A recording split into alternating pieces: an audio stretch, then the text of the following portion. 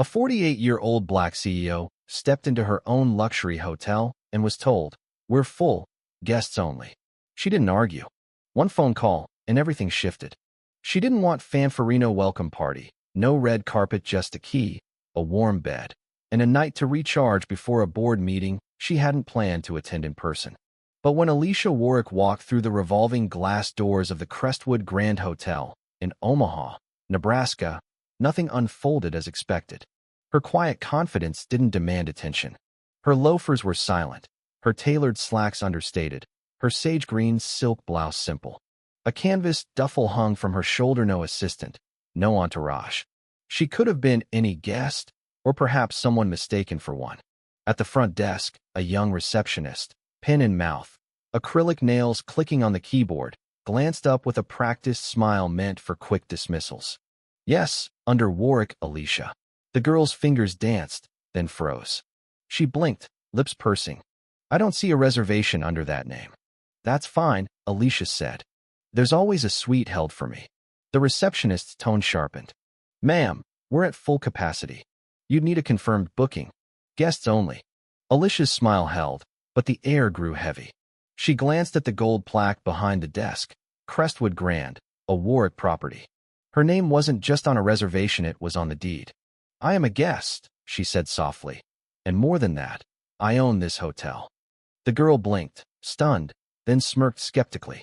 "You own the Crestwood?" Alicia nodded, unruffled. The receptionist reached for the phone. "I'm calling the manager." "Go ahead." Across the lobby, a couple in khakis glanced over. A man by the fireplace tilted his head. Alicia felt the familiar weight, the assumption that someone was lying, and they thought they knew who. A lanky man with a crooked tie and clipboard emerged, badge reading Assistant Manager Todd Hensley. He spoke with forced cheer. "Good evening. Is there an issue with your reservation?" "She claims to own the hotel," the receptionist said, voice carrying. Todd hesitated. Alicia met his gaze. "I don't claim I do. I'm Alicia Warwick. My name's on every quarterly report and board memo. I need a suite for one night, held under the owner's block." Todd adjusted his glasses. "Right, one moment." He muttered into his walkie, retreating. Alicia stood still, calm, as the tension thickened. Security appeared not aggressive, but pointed. One lingered by the elevators, another near the coffee bar, just in case. Alicia didn't flinch, but a quiet fire stirred in her chest, not just because they didn't know her, but because they assumed she didn't belong again. She could have shown ID, emails, or photos from the hotel's opening 5 years ago. Instead, she stepped back, pulled out her phone, and made one call. That was enough. But this wasn't about a room, it was deeper, and the staff was about to learn that the hard way. Alicia didn't pace or sigh. She stood by a marble pillar, phone in hand, waiting. The call lasted 23 seconds. She stated her name, location, and issue. "I've been denied access to my property. Resolve it now." Then she waited. The receptionist kept typing, as if the screen might rewrite reality. Todd returned, clutching a folder, nervous but trying a new tone. "Ms. Warwick," he said, stressing her name. "I think there's been a mix-up. We just need to verify." "You can verify," Alicia cut in gently. "I'm not moving." Todd glanced at the security guard, who stayed put. The staff was locked in a silent standoff, unsure whether to escalate or apologize. Guests whispered, a trio by the window, a man with a half-open laptop pretending not to listen. The doorman stopped greeting arrivals. Alicia noticed the receptionist sneaking a glance at her phone, likely searching her name, expecting nothing. It would have been amusing if it weren't so familiar. People had a fixed image of power, clean cut, probably male, not her. Brown skin, hair in a neat bun, no flashy accessories. She didn't fit their picture. That's what stung, not the denial, but its predictability. She recalled a Milwaukee hotel lobby at 28, fresh VP in a too-big suit, security trailing her until the CFO vouched for her. Now, 20 years later, she was still proving herself in her own building. She sighed, scanning the room. No apology yet, just a ticking clock and eyes avoiding hers. Then the elevator dinged. Two men stepped out, Regional VP Greg Altman and District Manager Luis Vega, moving with purpose. Alicia knew them instantly. Their faces betrayed panic. Greg approached fast. "Ms. Warwick, we're so sorry. I just got the call. Luis, breathless, added, we're handling this now. Todd opened his mouth, but Greg silenced him with a look. The receptionist badge reading Jade Carter froze, eyes wide, realizing who Alicia was. Her face paled as she stepped back. Suite 1400 is cleared, Luis said, checking his tablet. Your driver's rerouted for tomorrow, and your usual fruit tray and cappuccino order will be ready. Alicia gave a faint smile. Thank you. But she wasn't done observing. She wanted to see how they'd act now that they knew her, whether their tones and postures would shift. She wanted to witness Power's effect when it finally registered. Luis pulled Todd aside, voice low and sharp. Greg was on the phone, muttering about HR and protocol. The tension once aimed at Alicia now ricocheted among the staff. She didn't gloat or posture. She walked to the desk, placed her phone down, and said evenly, I'll take the 14th floor suite. Same setup. Send someone to confirm it's clean. Jade opened her mouth, but found no words. Alicia didn't wait. To Greg, am I checked in? Just done, he replied, flipping his clipboard. 2 key cards and an incident report by the time you're upstairs. Good. And the rest? He nodded. Site-wide notification issued. Corporate audits on standby. Staff recertification on guest protocol starts tonight, with disciplinary actions. Alicia glanced at Jade, now nervously chewing her lip, nails tapping anxiously. You'll speak to her, Alicia said to Greg. Yes, ma'am, privately, with HR. Luis looked ready to add something, but Alicia raised a hand. I'll speak to her too, later, after I've rested. She took the key cards, nodded, and headed to the elevator. Guests whispered, some stared silently, but none spoke to her. As the doors closed, she saw Todd, stiff and sweating, by the desk. On the 14th floor, her suite smelled of citrus and mint. The fruit tray waited, cappuccino pods aligned, a rushed handwritten card with her initials on the table. She walked through slowly, inspecting not just cleanliness but intent, proof someone still valued the experience she'd built. This hotel wasn't just a business, it was her legacy. At 33, she'd pitched to a skeptical Minnesota bank, enduring brutal loan terms. They doubted her.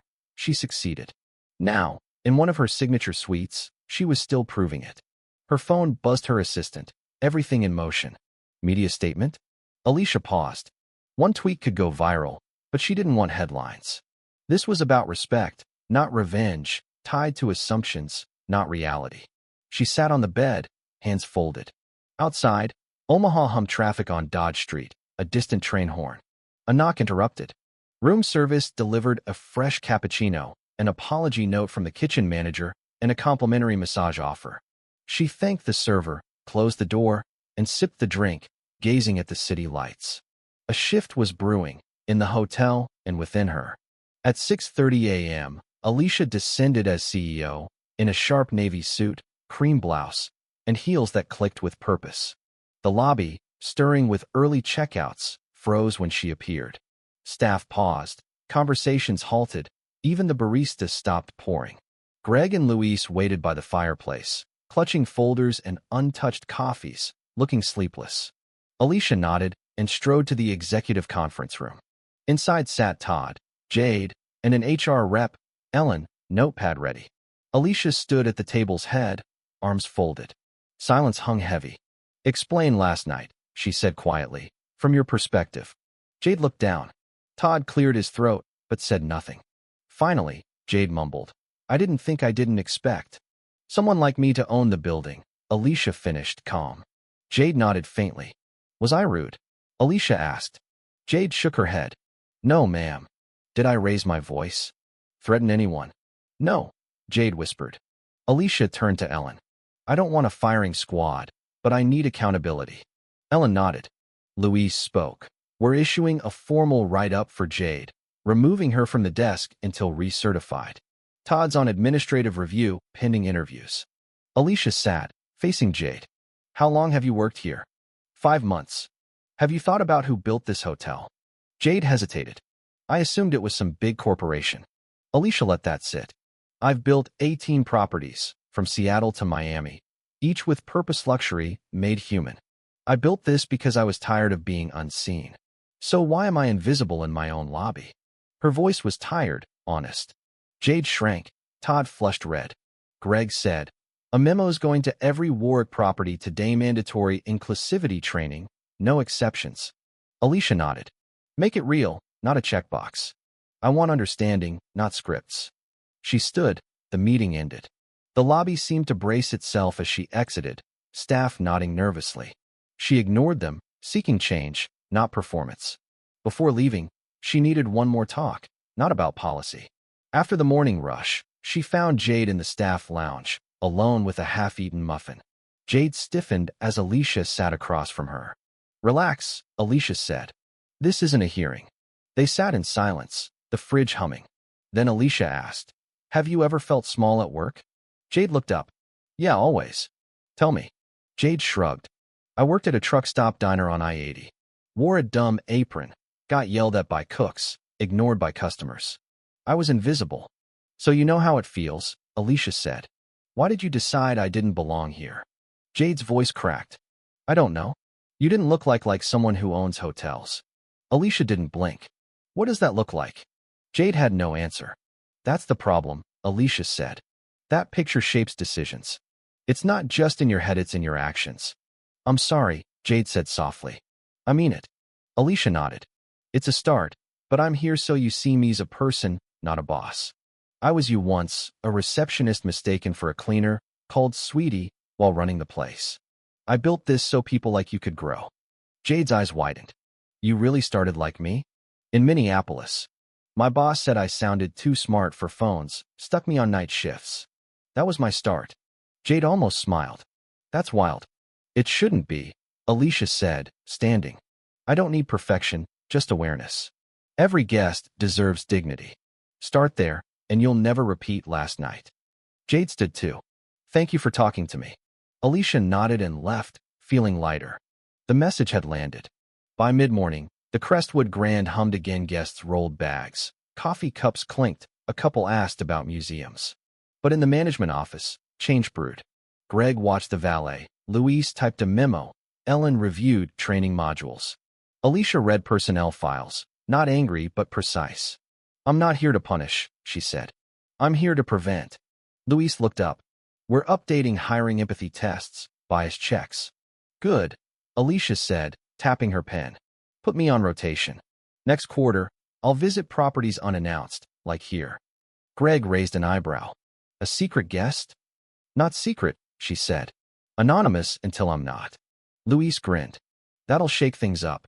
"Let it," she said, standing. "New training by next Friday. Use real guest stories, not scripts." Greg nodded. "Done." Alicia returned to the lobby, pausing at the desk. A new agent smiled respectfully, sensing her weight. She nodded, feeling cracks in old habits forming. Changed quiet start. Upstairs, her suite door was ajar, housekeeping done. Her bag was packed, laptop ready. On the nightstand, a note, MS. "Warwick, thank you for your patience. I'll do better. Jade." Simple, on notepad paper, it meant more than any corporate apology. Alicia tucked it into her purse. Downstairs, the doorman opened the door warmly. "Safe travels, MS.